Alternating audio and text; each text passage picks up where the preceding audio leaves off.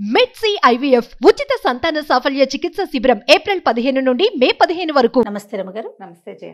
రమగారు, మనము శివాలయాల గురించి మాట్లాడుకుంటున్నాం, పురాతన ఆలయాల గురించి, స్థల పురాణం గురించి. కీసరగట్టు మనకి హైదరాబాద్లో చాలా దగ్గరగా ఉంటుంది కదండి, చాలా ప్రాముఖ్యత ఉంది కదా. ఒక్కసారి ఆ దేవాలయం యొక్క విశిష్టత చెప్తారా?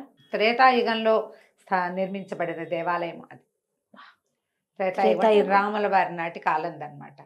కీసరగుట్లో రామలింగేశ్వర స్వామి వారి దేవస్థానం హైదరాబాద్కి ఒక 10 కిలోమీటర్ల దూరం, మేడ్చల్ జిల్లాలో ఉంది. చిన్న కొండగా ఉంటుంది, గుట్టగా. కొండంతా విసిరేసినట్టుగా రకరకాల శివలింగాలు కనిపిస్తాయి మనకి. అన్ని లింగాలకి పూజ జరుగుతుంది అక్కడ. 101 శివలింగాలు ఉన్నాయి ఆ కొండ మొత్తం. అయితే ఇది హరిహర క్షేత్రం అవటం చాలా విశేషం. మనకి ఇవి తక్కువ కనిపిస్తాయి. అవునవును. ఇక్కడ లక్ష్మీ నరసింహస్వామి, శ్రీరాముడు, వీళ్ళిద్దరి దేవాలయాలు కూడా ఉన్నాయి. రాముల వారు తన చేత్తో తను స్వయంగా ఇక్కడ ప్రతిష్ఠ చేశారు ఈ శివలింగాన్ని అని చెప్తారు. మన రావణ వధ అనంతరము సీతారాములు తిరిగి అయోధ్య నగరానికి వెళ్తూ ఈ గుట్ట ప్రాంతంలో ఆగి ఆ ప్రదేశం తాలూకు మనోహరం రమణీయంగా ఉన్న ప్రదేశాన్ని చూసి ఇక్కడ ఒక శివలింగాన్ని ప్రతిష్ఠ చేద్దాం. ఆయన రావణుని సంహరించిన తర్వాత బ్రాహ్మణ వధ, బ్రహ్మహత్యా పాతకం. ఆయన బ్రాహ్మణుడు కదా, రావణాసురుడు బ్రాహ్మణుడు, మరి బ్రహ్మ వంశంలో జన్మించిన వాడు. ఆ బ్రాహ్మణ హత్య తాలూకు పాతకాన్ని పోగొట్టుకోవడానికి రాముల వారు ఎన్నో దేవాలయాల్లో ఎన్నో చోట్ల శివలింగ ప్రతిష్టలు చేశారు. అలా ప్రతిష్ఠించబడిందే రామేశ్వరం. రావి వలస అని ఒక క్షేత్రం గురించి కూడా చెప్పుకున్నాం మనం. అక్కడ కూడా చాలా చోట్ల శ్రీరామ ప్రతిష్ఠిత లింగాలు చాలా ఉన్నాయి భారతదేశంలో. అయోధ్య నగరానికి వెళ్ళే దారిలో ఎన్ని చోట్ల ప్రతిష్ఠ చేశారు. అయితే ఈ కీసర గుట్ట మీద దిగినప్పుడు, ఇది ఒక కొండ, ఇది ఆంజనేయ స్వామి పేరు మీదే కీసర గుట్ట అయింది. అది ఆంజనేయ స్వామికి మరొక పేరు ఏంటంటే కేసరి నందనుడు. అవును, కేసరి నందనుడి మీద, ఆ కేసరి మీద నుంచి కీసర వచ్చింది. అంతకుముందు ఆ ప్రాంతానికి ఏం పెద్ద పేరేం లేదు, ఒక కొండగా ఉంది, చాలా చెట్లు ఉన్నాయి, చాలా బాగుంది, ఎత్తుగా ఉన్న ప్రదేశం అని అక్కడ ఆగారు. అయితే ఒక శివలింగాన్ని తెమ్మని కాశీకి వెళ్ళి తీసుకురమ్మన్నారు. కాశీకి వెళ్ళి శివలింగాన్ని తీసుకొచ్చి ఆంజనేయ స్వామి వచ్చే లోపల కాలాతీతం అయిపోతుందని రాముల వారు తనంతాను ప్రార్థించి స్వయంగా ఒక లింగాన్ని ప్రతిష్ఠ చేశారు. ఎప్పుడైతే ఆంజనేయ స్వామి వచ్చారో ముహూర్తం దాటిపోయింది అనమాట, కొంచెం సమయం గడిచింది. ఈ ముహూర్తం దాటిపోయేసరికల్లా ఏదో కోపంతో ఆంజనేయ స్వామి తన తోకతోటి ఆ శివలింగాన్ని విసిరేశారు. విసిరేస్తే 101 ముక్కలైంది, శకలాలైంది. అక్కడ కూడా రామేశ్వరంలో కూడా ఆయన శివలింగం తెచ్చే లోపల సీతాదేవి తెచ్చిన సైకతలింగ ప్రతిష్ఠ జరిగిపోయింది. అట్లాగే ఇప్పుడు రాముల వారు ఏమన్నారంటే, నువ్వేం బాధపడకు, నువ్వు తెచ్చిన శివలింగం 101 ముక్కలకి కూడా పూజార్హత ఉంది అని చెప్పారు. అందుకని ఈ కీసరగుట్ట మీద అన్ని చోట్ల శివలింగాలు కనిపిస్తాయి. అవి మానవ ప్రతిష్ఠిత లింగాలు కాదని, ఆ ముక్కలైన శివలింగమే ఒక్కొక్క లింగ రూపంగా ధరించిందని, ఆంజనేయ స్వామి వారి తోక తగిలిన లింగాలు అవని చెప్తారు. అది విశేషం. అయితే ఇక్కడ రాముల వారికి ఒక దేవాలయం ఉంది. తర్వాత కాలంలో లక్ష్మీ నరసింహస్వామిని ప్రతిష్ఠించారు. కాకతీయుల కాలంలో ప్రతిష్ఠించబడింది బహుశా. ఈ రామాలయం ఎప్పటికీ త్రేతాయుగం నాటిది కదా ప్రతిష్ట. తర్వాత కాలాల్లో 2 సార్లు 3 సార్లు నిర్మించబడింది. ఇప్పుడు మనం చూసేది కాకతీయుల కాలం నాటి దేవాలయము. చాలా విశేషంగా ఎత్తుగా కొండ మీద, చుట్టూ అంతా రమణీయమైన ప్రదేశము, చాలా విశేషంగా కనిపిస్తుంది. శివ పంచాయతన సన్నిధి కూడా ఒకటి ఉంది. శివ పంచాయతన అంటే పంచాయతన విధి మధ్యలో శివలింగం, విష్ణువు, అంబిక, వినాయకుడు, సూర్యుడు, నలుగురు 4 పక్కల ఉంటారనమాట. అట్లా శివ పంచాయతన ఆలయం కూడా ఉంది. అమ్మవారికి ఒక ప్రత్యేకమైన ఆలయం ఉంది, విశేషంగా కనపడుతుంది. హైదరాబాద్ ఊర్లో ఉన్న వాళ్ళు ఎలాగూ కీసరగుట్ట వెళ్తారు. హైదరాబాద్ ఎక్కడి నుంచి అయినా వచ్చి హైదరాబాద్లో ఆగితే ఇక్కడ ప్రత్యేకంగా చూడవలసిన దేవాలయాల్లో కీసరగుట్ట ఒకటి. ఊరికి దగ్గరగా, అంటే మరి దూరంగా ఏం లేదు, దగ్గరగా ఉన్నట్టే. యాదగిరిగుట్ట వెళ్ళేటప్పుడు కీసరగుట్ట కూడా మనం వెళ్ళొచ్చు. ఇక్కడ ఏంటంటే కొండ వేరు, గుట్ట వేరు. కొండంత పెద్దది కాదు గుట్ట, ఒక మాదిరి ఎత్తుగా ఉండేదన్నమాట. ఎంత ప్రశాంతంగా ఉంటుందో జయ, పైకి వెళ్తే ఎన్నిసార్లు వెళ్ళినా ఫస్ట్ టైం వెళ్ళినట్టు అనిపిస్తుంది నాకైతే. అవును, ఆ శివలింగాలన్నిటికీ చక్కగా గంధం రాసి, కుంకుమాదులు అలదినవి, పువ్వులు పెట్టినవి, మారేడు దళాలు పెట్టబడినటువంటి శివలింగాలన్నీ కూడా చాలా ప్రత్యేకంగా కనబడతాయి.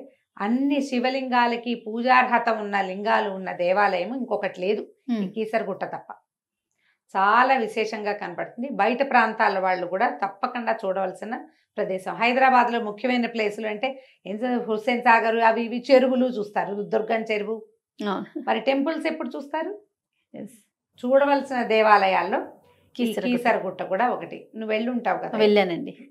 ఈ కార్తీక మాసంలో ఏదైనా అవకాశం ఉంటే ఒకసారి మళ్ళీ వెళ్ళొస్తే బాగుంటుంది. ఇది ఎందుకంటే ఇది హరిహర క్షేత్రం. ఈ మాసంలో మనము శివకేశవులు ఇద్దరిని దర్శిస్తే విశేషమైన ఫలితం లభిస్తుంది.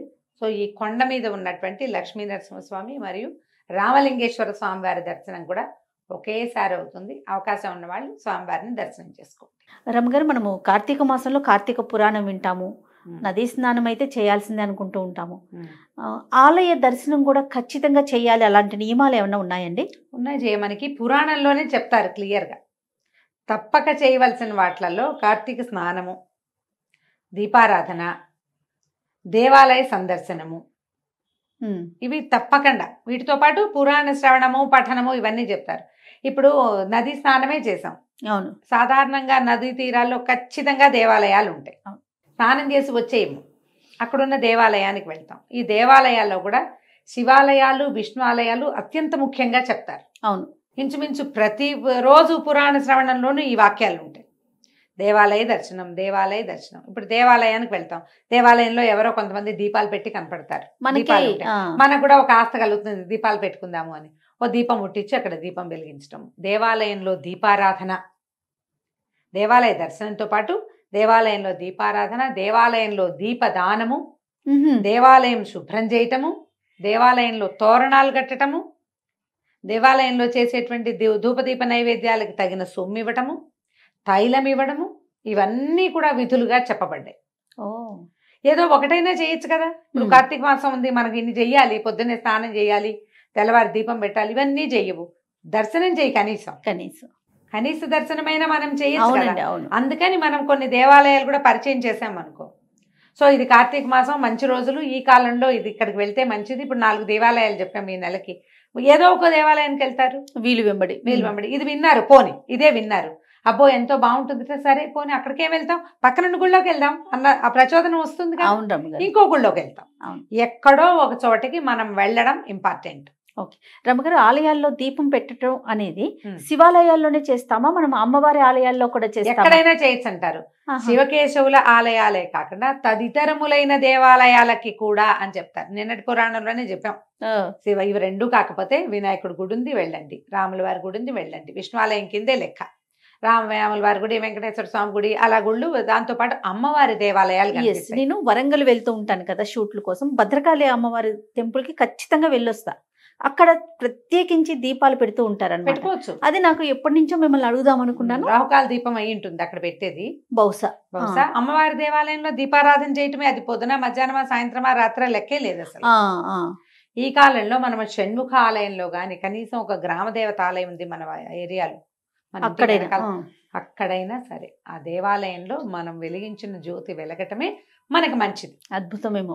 ఇప్పుడు ఈ కీసరగుట్ట లాంటివి ప్రఖ్యాతమైనవి, పురాతనమైనవి, భగవంతుడితోటి ప్రతిష్ఠ చేయబడినవి, ఋషీశ్వరులు, మునీశ్వరులు వాళ్ళు వీళ్ళు ప్రతిష్ఠ చేసినవి, అవి ఇంకా పరమోత్కృష్టమైనవి కదా. వారు పూజించిన చోట అంటే మామూలుగానే దేవాలయం అంటే ఎనర్జీ బ్యాంక్, అదే కదా, ఇంకా ఉత్కృష్టమైన ఎనర్జీ ఉంటుంది. అలాంటి చోట్ల ఒక రాముల వారే స్వయాన చేశారు కదా, చేశారంటే, ప్రతిష్ఠ చేసిన చోట చేశారంటే మనం అక్కడ దీపం పెట్టడం వల్ల మరింత ప్రయోజనం ఇతోధికంగా లభిస్తుంది. మంచిది. దేవాలయ దర్శనం తప్పకుండా ఉంది. కార్తీక మాస విధులలో దేవాలయ దర్శనం మస్ట్ అండ్ షుడ్. ఇప్పుడు నేను అదే చెప్తున్నాను, నేను ఇది చెప్తాను, అంతకెళ్ళలేకపోతే పక్కనున్న శివాలయానికి వెళ్ళు. అది ఇక్కడికే కాదు, ఎక్కడికో ఒక చోట. అందుకని మనం ఇవి చెప్తాం, ఇన్ని రకాల విధులు, ఏది కుదిరితే అది చేస్తారండి. అది తప్పకుండా. రమ్మగారు నమస్తే.